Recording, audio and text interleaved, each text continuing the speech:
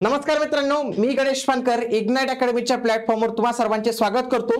पशुधन विकास अधिकारी याच्या संबंधी एक लेटेस्ट अपडेट आलेले, याचा निकाल लागलेला आहे आणि कोणाची निवड झालेली आहे त्या सर्व गोष्टी आपण पाहणार आहोत। तत्पूर्वी 2025 मध्ये जर याची खूप मोठी जाहिरात आलेली, आतापर्यंतची कधीच एवढी मोठी जाहिरात आलेली नव्हती। याच्यासाठी जर तुम्ही तयारी करत असाल तर त्याच्यासाठी आपल्याकडे रेकॉर्डेड बॅच अवेलेबल आहे। त्यासोबतच सहाय्यक आयुक्त यांच्या देखील सिलेबस सेमच असणार आहे। पशुधन विकास अधिकारी आणि सहाय्यक आयुक्त, तर या दोघांसाठी आपली बॅचेस जे आहे आपल्या इग्नाइट अकॅडमीच्या प्लॅटफॉर्मवर उपलब्ध आहे। त्याच्यासाठी तुम्ही या दिलेल्या नंबरला संपर्क करू शकतात आणि बॅच जॉइन करताना जर तुम्ही हा GM10 कोड यूज कराल तर तुम्हाला याच्यात फ्लॅट 10% पर्यंतचा ऑफ जो आहे तर तो मिळू शकतो। बघा, ही जी लिस्ट आहे तर ती इलिजिबल रिकमेंडेड लिस्ट आहे, तर ती पाहणार आहोत। बघा, नुकतंच 21 ऑगस्ट 2025 रोजी म्हणजे आता नुकतंच MPSC आयोगाकडून हे प्रसिद्धी पत्रक आलेले, ज्यामध्ये पशुधन विकास अधिकारी महाराष्ट्र पशुसंवर्धन सेवा गट अ जाहिरात क्रमांक 12/2022 ची ही जाहिरात आपल्याला पाहायला मिळते।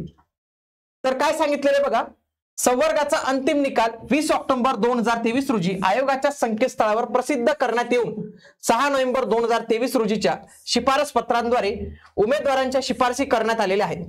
प्रस्तुत पदभरतीशी संबंधित रिट याचिका हायकोर्टात होती आणि या हायकोर्टाचे 2 मे 2025 रोजीचे आदेश विचारात घेऊन पदभरतीचा पुन्हा एक सुधारित निकाल जो आहे तर तो त्यांच्या संकेतस्थळावर लावण्यात आलेला आहे। तर तो आता आपण निकाल इथं बघणार आहोत। बघा, इथं आहे आणि इथं व्यवस्थित पद्धतीने बघा, इथं मार्क्स पण दिलेले आहेत आणि इथं कॅटेगरी पण दिलेली आहे, तर तुम्ही तुमचं नाव जे आहे तर ते चेक करू शकतात। आणि या माध्यमातून ज्या उमेदवारांची निवड होणार आहे तर त्या उमेदवारांनी नक्की कमेंट बॉक्स मध्ये सांगायचे की तुमची देखील निवड झालेली आहे, किंवा तुम्ही आम्हाला आमचा जो व्हॉट्सअप क्रमांक आहे तर त्याला देखील सांगू शकतात की ज्या उमेदवारांची निवड झालेली आहे तर त्यांनी 8888996116 या आपल्या व्हॉट्सअप जो नंबर आहे तर त्याला नक्की मेसेज करा की माझी पशुधन विकास अधिकारी या पदावर जी आहे तर ती नेमणूक झालेली आहे।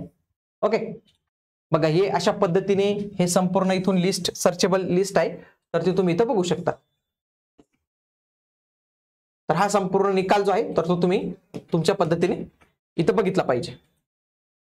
ओके, तर ही एक महत्वाची अपडेट होती।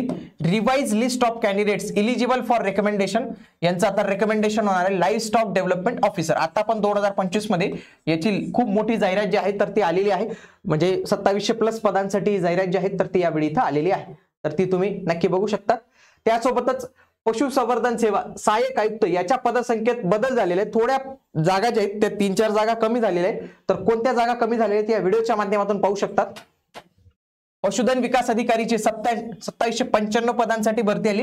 याचा परीक्षा पॅटर्न आणि अभ्यासक्रम काय असणार आहे त्याची माहिती देणार आपला हा व्हिडिओ, तो पाहू शकता। त्याच पद्धतीने सहाय्यक आयुक्त पशुसंवर्धन यांचा पण हा व्हिडिओ आहे तर तो तुम्ही अवश्य बघितला पाहिजे। चला तर मित्रांनो, भेटूया पुढील व्हिडिओमध्ये। तोपर्यंत जय हिंद, जय महाराष्ट्र, धन्यवाद।